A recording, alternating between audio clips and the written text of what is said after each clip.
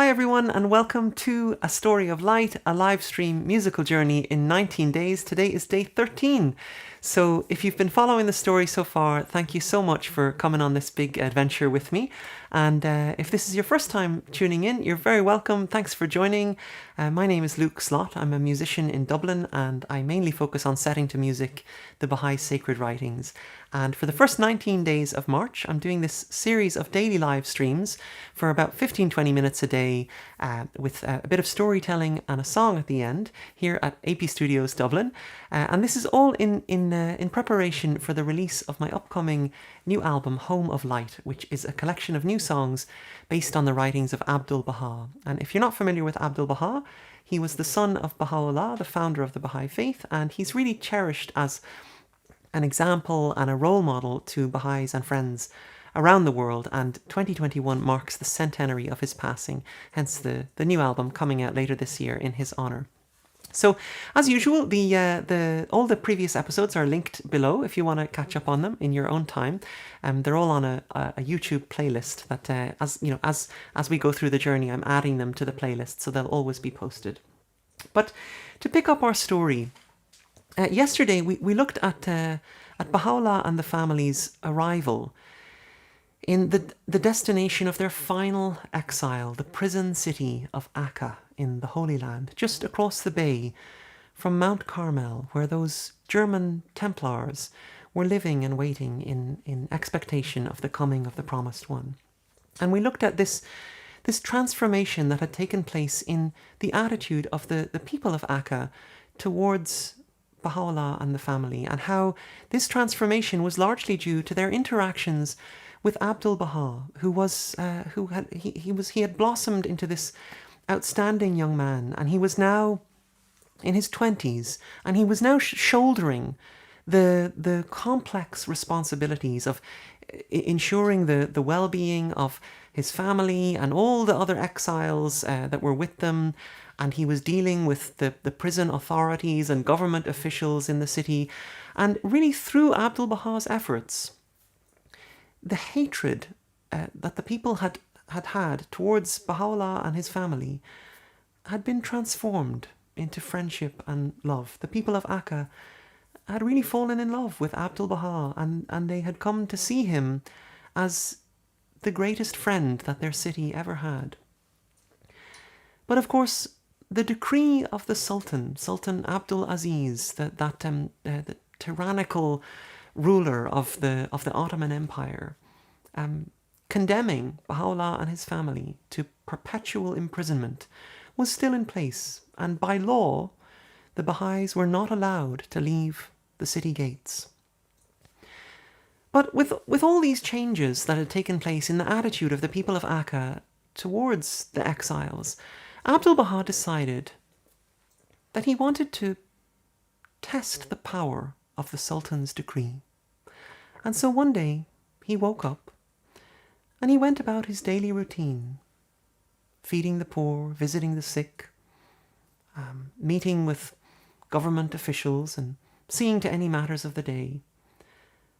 And as he moved across the city, he gradually edged closer and closer to the city gate. And on that day, 9 years after the family had arrived to the unrestrained hatred of the people, Abdul-Baha stood at the city limits of Akka, and he stepped out of the gate. And no one stopped him. Not the army, not the police chief, not the government. No one. Even the armed sentinels who stood guard constantly over the city gates simply lowered their eyes in respect before the one who they had all come to refer to as the Master of Akka. And so Abdul-Baha knew that even though Baha'u'llah and the family may have been prisoners on paper, in the eyes of the people of Akka, the Sultan's decree was a dead letter.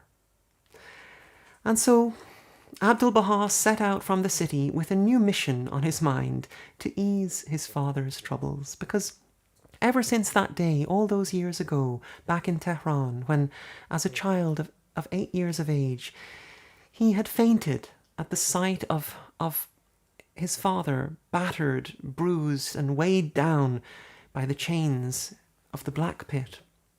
Abdu'l-Baha had acutely felt the pain of all that his father had gone through. He had watched as his uncle Mirza Yahya had turned the Babis against Baha'u'llah back in Baghdad, and how he had later poisoned him in Adrianople. He had watched how his father had had to deal with these successive exiles and imprisonments, and the repeated loss of a basic family home. And he longed to see his father live out his days in some degree of peace. And over the years, although Abdu'l-Baha had obviously never had any opportunity for any kind of formal education, over the years he had learnt a craft of weaving mats. It was a simple craft, but he was very good at it. And as the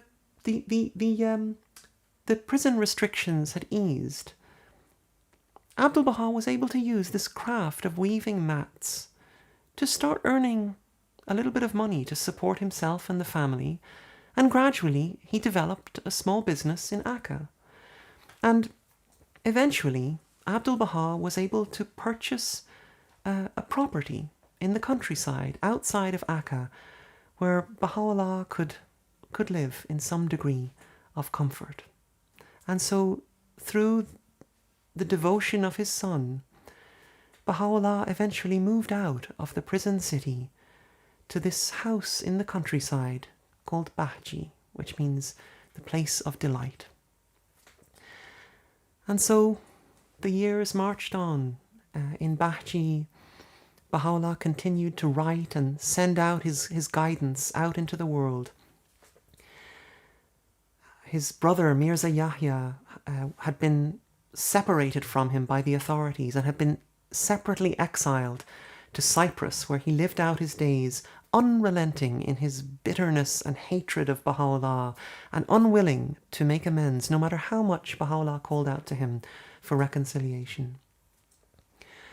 Baha'u'llah's beloved wife, Navarb, who for 50 years of marriage had stood by him unflinchingly, finally gained some peace in her final years and passed away in 1886 with Baha'u'llah by her side. And actually, I thought I would share with you a brief description of Navarb.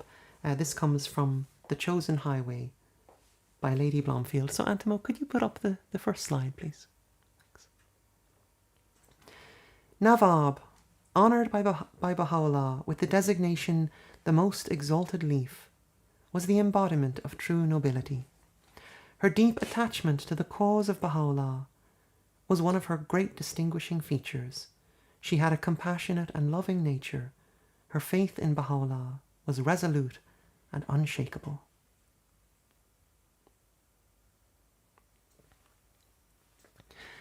And so the 19th century was now entering its final decade.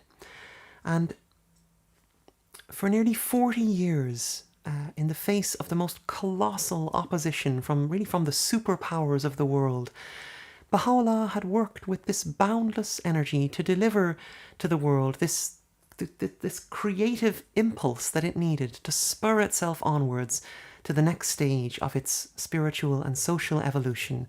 And that next stage he had identified as the consciousness of the oneness of mankind. And over those 40 years, really through the means of his successive banishments from one place to another, Baha'u'llah had come into personal contact with thousands, perhaps even tens of thousands of people in Persia, in Iraq, in Turkey, and finally in Palestine. But towards the end of his life, it became very clear that his message was reaching far beyond the limits of the lands in which he had lived. And about 2 years before he passed away, a professor from England arrived in the Holy Land requesting an interview with Baha'u'llah. His name was Edward Granville Brown, and he was a professor of Oriental Studies at Cambridge University, and he had been following the development of Baha'u'llah's cause for many years. And Edward Brown left this account of his interview with Baha'u'llah. So, Antamo, could you put up the next slide, please?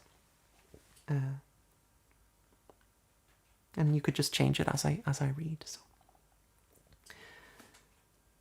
The face of him on whom I gazed, I can never forget, though I cannot describe it. Those piercing eyes seemed to read one's very soul. Power and authority sat on that ample brow, while the deep lines on the forehead and face implied an age which the jet-black hair and beard, flowing down in indistinguishable luxuriance almost to the waist, seemed to belie. No need to ask in whose presence I stood, as I bowed myself before one who is the object of a devotion and love which kings might envy and emperors sigh for in vain. A mild, dignified voice bade me be seated, and then continued. Praise be to God that thou hast attained. Thou hast come to see a prisoner and an exile.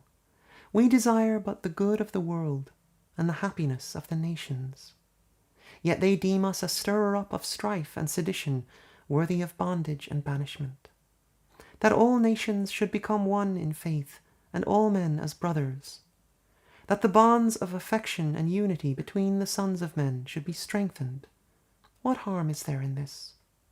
Yet so it shall be. These fruitless strifes, these ruinous wars shall pass away, and the most great peace shall come.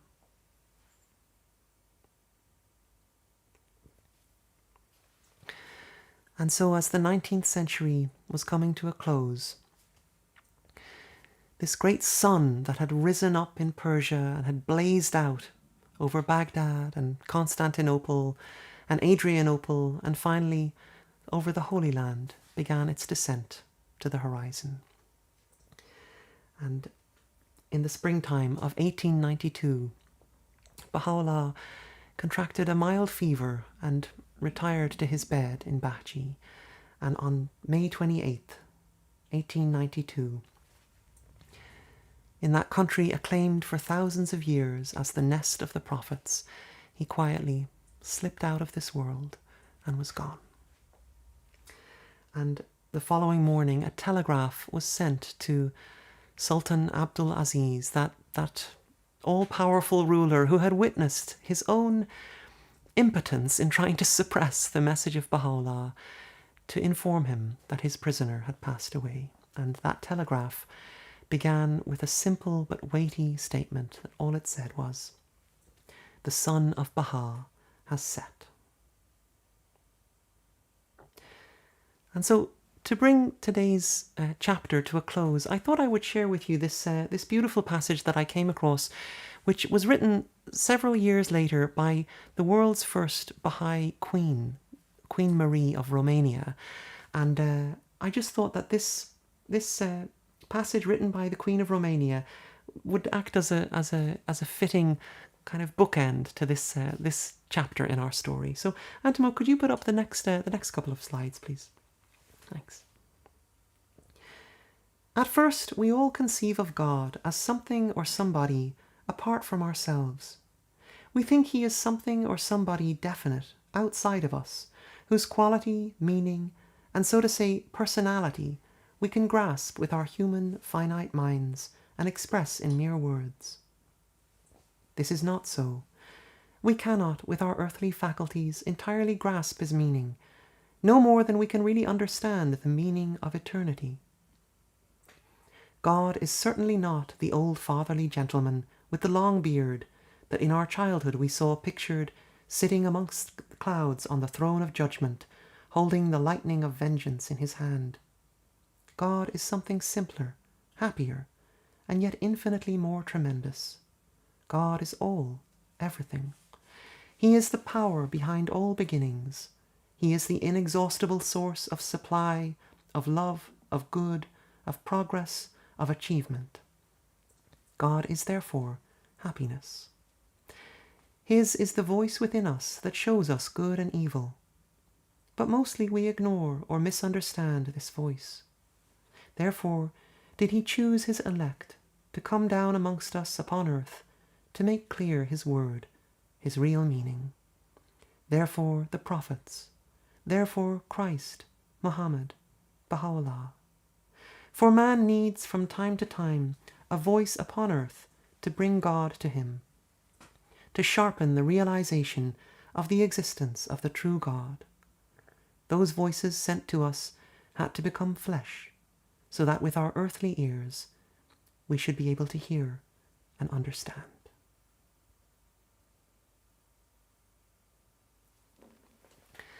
And so, of course, today is only day 13 of our journey, and the passing of Baha'u'llah is far from the end of our story. And in fact, this moment actually marks the beginning of a whole new chapter in our story, a chapter for which, throughout his entire life as a father, Baha'u'llah had been preparing everyone around him. And so in tomorrow's episode, we're going to open up that new chapter. So today I'm going to sing for you some words of Baha'u'llah, which I've chosen, which I think are a fitting choice for this moment in the story. And if you're fasting today, I wish you a really good fast, and I hope you'll join me tomorrow for day 14 of A Story of Light. This piece is called Dominion.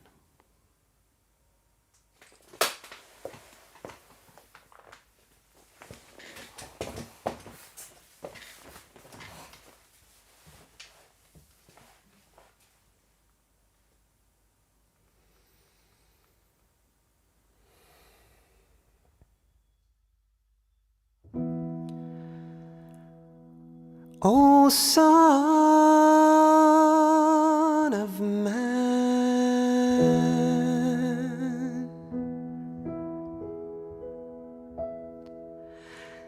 thou art my dominion,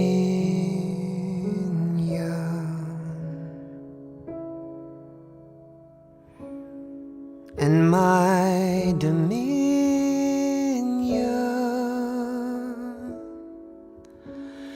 perisheth not.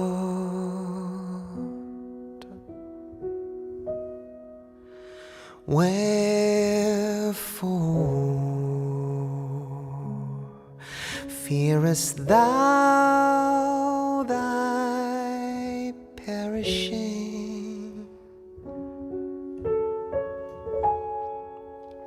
Thou art my light,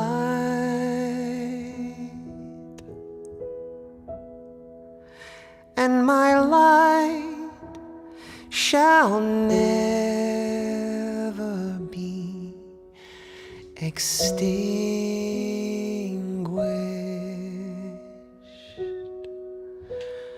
Why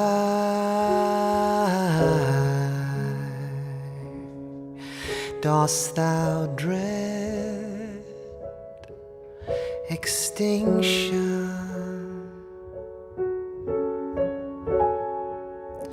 Thou art my glory,